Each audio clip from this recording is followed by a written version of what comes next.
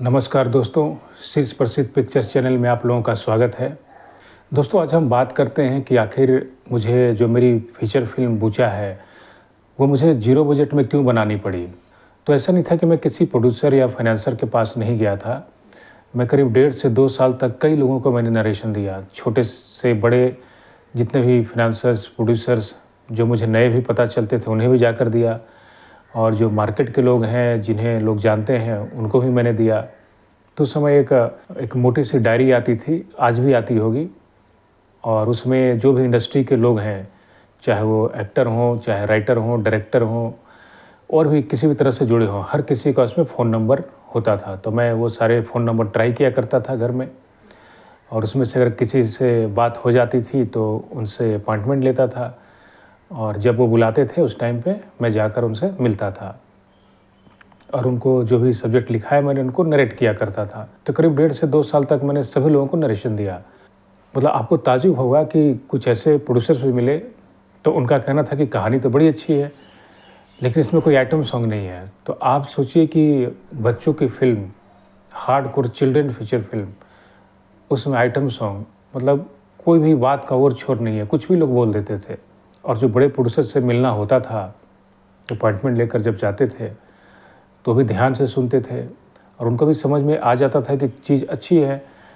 तो उनका कहना था कि इसमें कमर्शियली वैल्यू नहीं है।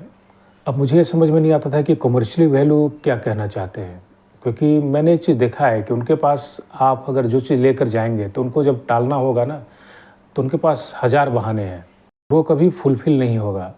जैसे मैं बूचा से पहले भी मैं एक सब्जेक्ट था मेरा फैमिली ड्रामा, उसको लेकर मैं नरेट किया करता था। तो उनका कहना था कि सब्जेक्ट तो अच्छा है, लेकिन हम लोग कुछ क्राइम जॉनर का ढूंढ रहे हैं, उस तरह का हो तो लेकर आइए। तो आप विश्वास कीजिए, जब आप क्राइम जॉनर का अगर स्क्रिप्ट रेडी करके लेकर जाएंगे ना, तो वो कहेंगे कि नहीं, अभी तो आप देख रहे हैं कि 2-3 फिल्म का एग्जाम्पल भी देंगे कि देखिए अभी पीरियोडिक फिल्में चल रही है या बायोग्राफिक फिल्में चल रही हैं, ऐसा कुछ लिख रहा है। तो ये नॉन स्टॉप है, मतलब वो आपको ऐसे ही आपका टाइम वेस्ट करते रहेंगे, और वो कभी होने वाला नहीं है। तो इस तरह से मेरे साथ भी बहुत बार हुआ ऐसा। अब आपको पता ही है कि एक सब्जेक्ट लिखने में कितना अच्छा खासा समय जाता है। तो आपने अगर मान ली फैमिली ड्रामा लिखा है, और बिना कोई सब्जेक्ट को लॉक किए, अगर ठीक है आपको अगर कोई क्राइम जॉनर का चाहिए, तो ठीक है, आप मेरे पास कुछ आइडियाज़ हैं, तो मेरे पास जो आइडिया है उसको आप सुन लीजिए, या फिर आपका है वो बता दीजिए। अगर आपको अच्छा लगता है तो उस पे मैं थोड़ा सा वर्क करके लाऊँगा। अगर आपको लगता है कि हाँ ठीक है, वर्केबल है, तो आप उस चीज़ को लॉक कीजिए, तब तो मैं उस पे काम करूँगा। पता चला कि फिर से मैं 1 साल, 1.5 साल लगा रहा उस सब्जेक्ट में, और फिर जब जाएँगे तो बोलेंगे कि ये ऐसा नहीं है, अभी तो पीरियोडिक का ज़माना आ गया है, या अभी बायोग्राफिक चल रहा है, तो इस तरह का कुछ लेकर आइए। तो उनको आप कहने का मतलब ये है कि उनको आप समझा नहीं पाएँगे। और मेरी आदत थी कि मैं जहाँ भी गया 1.5-2 साल में इरिटेशन होती थी, क्योंकि क्या होता है कि सेम वेवलेंथ जब मैच ना हो, आप कुछ अलग सोच रहे हैं, उनके दिमाग में कुछ और चल रहा है, लेकिन बात का एक और छोर तो होना चाहिए। मतलब उनका कुछ भी नहीं रहता, कुछ भी बोल देंगे। मतलब ऐसा नहीं होता कि आपके पास पैसा है तो आप कुछ भी बोल दीजिए। तो हर बात का एक लॉजिक होना चाहिए। तो इस तरह से बहुत जगह, मतलब मैंने जब नरेशन देना शुरू किया तो कई लोग मिले। कुछ नए प्रोड्यूसर के नाम पे भी लोग मिले। कभी तो ऐसा हुआ कि एक प्रोड्यूसर के साथ 8-10 मीटिंग भी हो गई। अब हो गया कि भाई चलो 2 दिन बाद प्रोजेक्ट को लॉक करना है, आपका ये साइनिंग अमाउंट रहेगा, राइटिंग का इतना दे देंगे और डायरेक्शन का इतना दे देंगे। पता चला कि 2 दिन के बाद वो अंडरग्राउंड हो गया, पता ही नहीं चला कि वो कहाँ गया। और जहाँ तक मार्केट के जो प्रोड्यूसर्स हैं, चाहे वो छोटे बजट का फिल्म बनाते हों या फिर बड़े बजट का, एक तो जल्दी आप पहुँच नहीं पाएंगे। अगर पहुँच गए तो उनका कहना रहेगा कि भाई इसमें मार्केट का कौन कौन सा आर्टिस्ट है। तो आप देखिए, कोई भी अगर नया चीज़ अगर शुरू करता है तो कहाँ से लाएगा भाई, करते करते ही तो चीज़ें होती हैं और बनती जाती हैं। और कोई अगर आर्टिस्ट के पास अगर आप पहुँच गए, बड़ा आर्टिस्ट मार्केट का, तो वो कहेंगे कि कौन सा बड़ा प्रोड्यूसर है मार्केट का जिसमें पैसा लगा रहा है। तो ये चीज़ भी कभी होती नहीं है, इस तरह की चीज़ें, क्योंकि ये सब एक टालने का बहाना होता है। तो आपको एक अलग रास्ता निकालना पड़ता है। तो मेरे साथ इस तरह से होता रहा। इसी बीच मेरी टीम में कुछ लोग हैं जो मीटिंग मेरे लिए कोऑर्डिनेट करते थे, तो मेरे लिए काम आसान हो जाता था। एक तो मेरा चैनल था जो चल रहा था नरेशन देने का, और दूसरा जो है वो कुछ मेरे टीम में डीओपी थे, तो वो कोऑर्डिनेट करते थे। हम लोग की एक टीम थी कि जैसे डीओपी अगर कोऑर्डिनेट कर रहे हैं, तो अगर बात बनती है तो उसमें एज ए DOP वो काम करेंगे और मैं उसको डायरेक्ट करूँगा। इस तरह से हम लोग काम करते थे। या फिर कोई आर्टिस्ट है जो कोऑर्डिनेट कर रहा है, तो एक बार एक DOP थे, वो कोऑर्डिनेट कर रहे थे, तो एक दुबई का कोई बंदा था वो, तो उसने बोला कि भाई हम 1 से 1.5 करोड़ के आसपास तक इन्वेस्ट कर सकते हैं। तो उनके साथ भी हमारी बड़ी अच्छी मीटिंग चली और मुझे जहाँ तक याद है करीब 12-13वां मीटिंग था।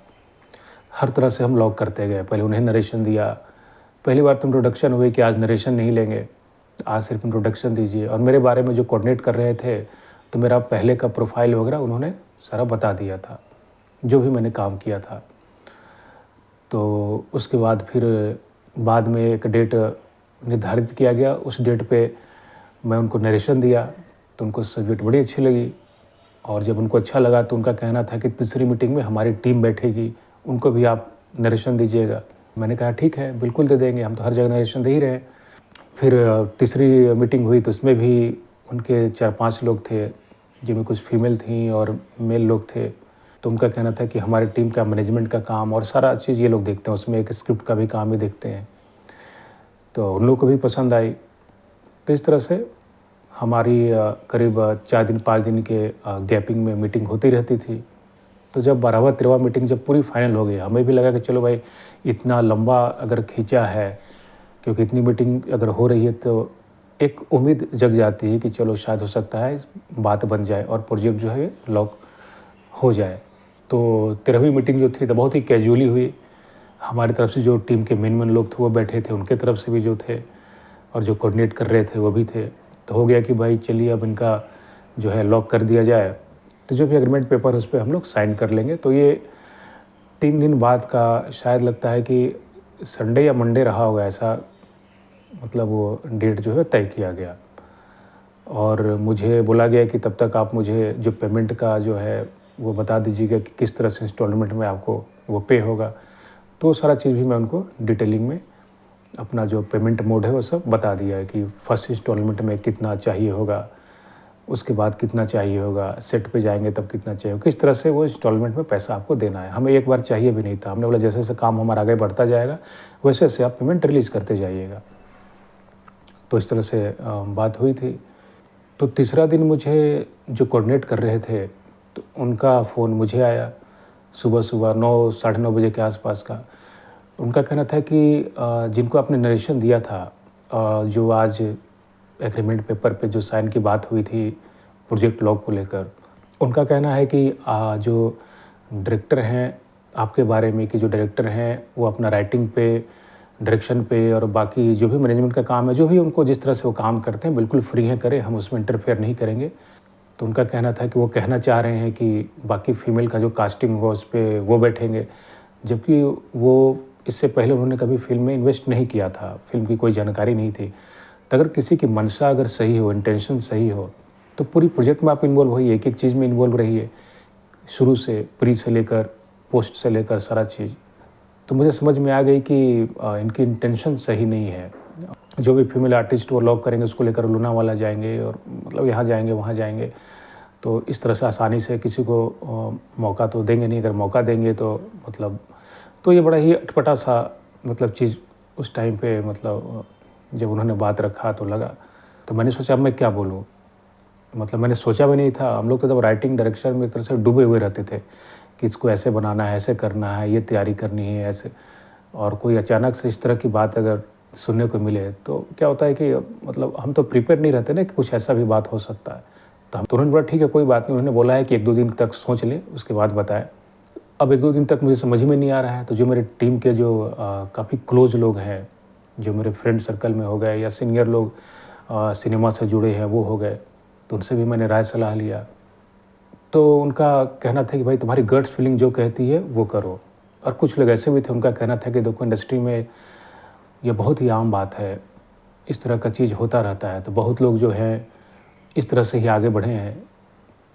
लेकिन मेरा मन नहीं मान रहा था। अब मुझे बोला गया था कि आपकी 8 लाख जो है राइटिंग की फ़ीस जो है वो आपको मिल जाएगी, और नए हैं तो 5 लाख डायरेक्शन का। तो 8-5 13 लाख के लिए मेरे लिए लॉकिंग के लिए बात हुई थी कि आपका फ़ीस रहेगा।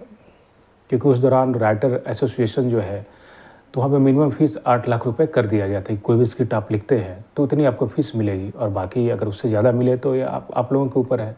तो इस तरह से हुआ। अब मेरे लिए सही में 2 दिन बड़ी बेचैनी वाली थी कि एक तरफ पैसा दिख रहा था कि 13 लाख रुपए अगर मिल जाएँगे तो कितनी सारी चीज़ें हो जाएँगी और दूसरे प्रोजेक्ट बड़े आसानी से बना सकते हैं।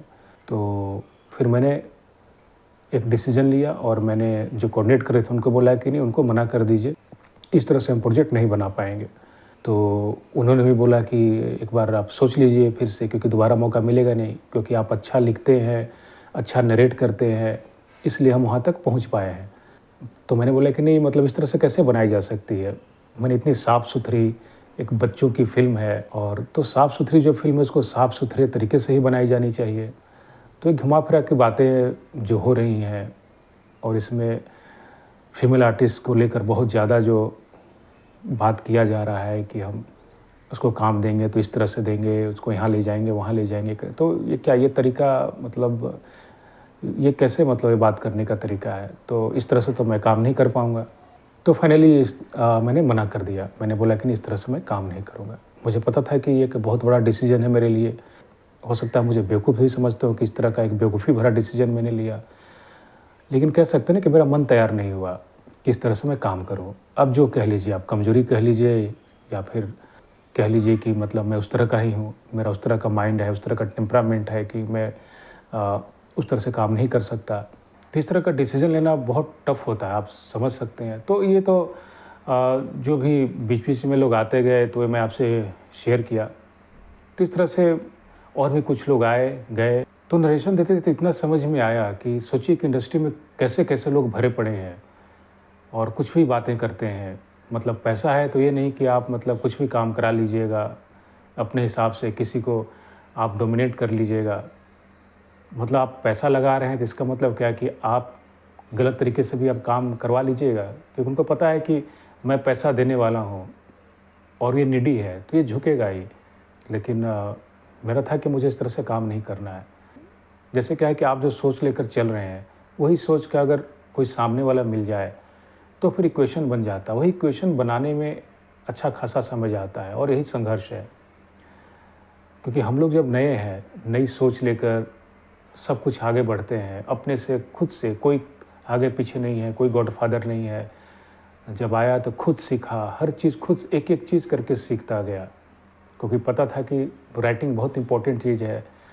राइटिंग अगर आपको आती है, अगर स्क्रिप्ट आपके पास अच्छी स्क्रिप्ट आ जाए, तो उसके बाद सारी चीज़ों आप पिरो सकते हैं। लेकिन आप देखिए कि कितने सारे एलिमेंट्स होते हैं, कितनी सारी चीज़ें होती हैं, आपको सब चीज़ों को लेकर चलना पड़ता है। ऐसा नहीं कि सिर्फ़ एक चीज़ हो जाए, 2 चीज़ हो जाए, तो आपके लिए काम आसान हो गया।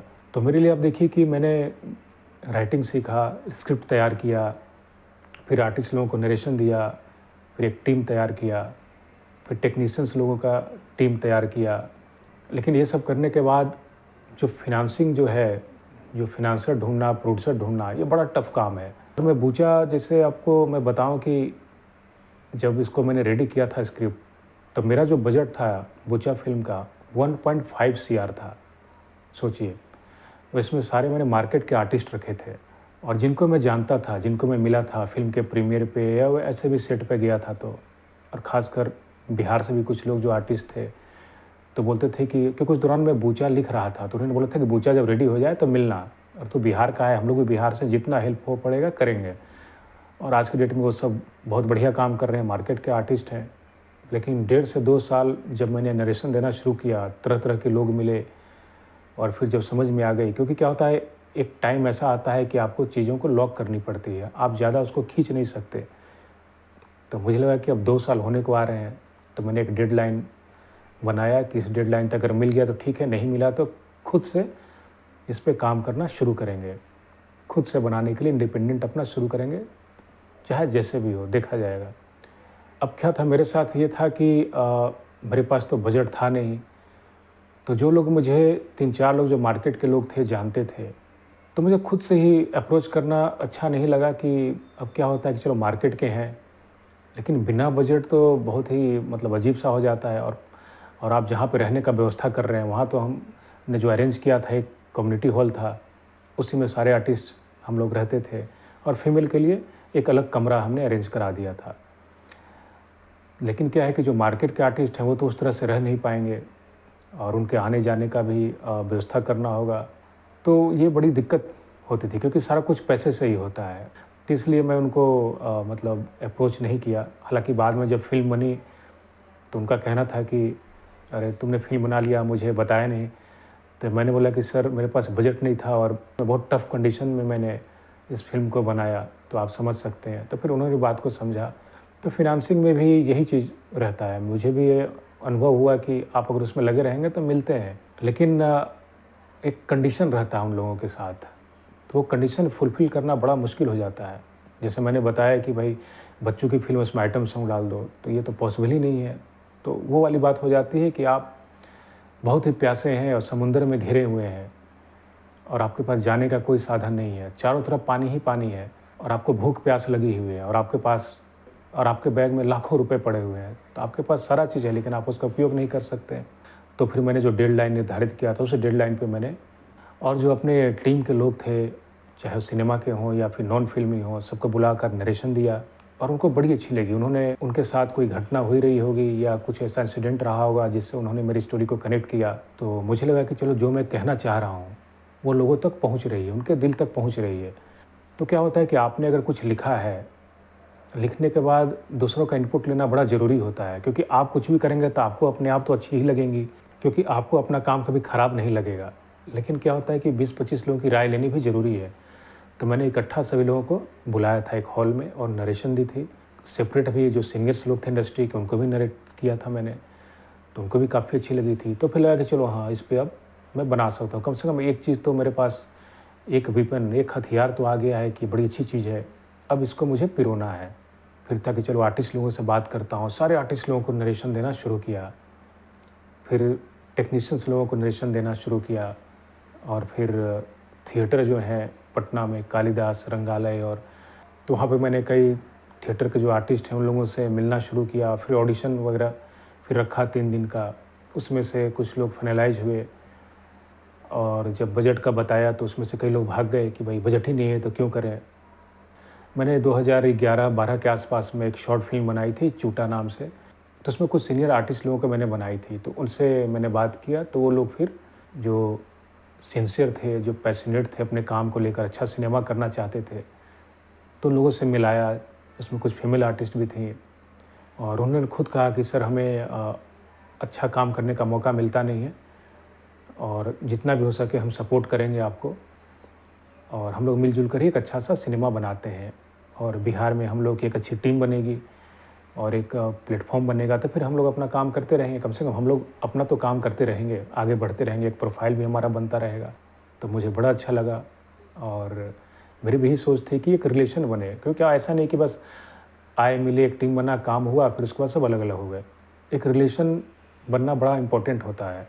तो मेरी यही कोशिश होती थी कि अच्छे लोग जुड़ें जो सिंसियर हैं, जो पैशनेट हैं और फिर एक टीम बने और एक ऐसा रिलेशन बने कि आगे भी जब प्रोजेक्ट बने तो साथ में काम करें। लेकिन ये करना बड़ा टफ़ काम होता है क्योंकि सबकी सोच अलग-अलग होती है। आप जैसा सोच रहे हैं कोई ज़रूरी नहीं कि सामने वाला भी वैसा ही सोचे। लेकिन ये कि मेहनत तो बहुत लगता है, लेकिन दौड़-भाग करेंगे तो आपको उसमें से कुछ अच्छे लोग तो मिल ही जाएँगे, जैसा मुझे भी लोग मिले। और फिर एक से ही तार बनता जाता है। और फिर मेरे एक मित्र थे जो पृथ्वी थिएटर में बॉम्बे में प्रोडक्शन में काम करते थे वो।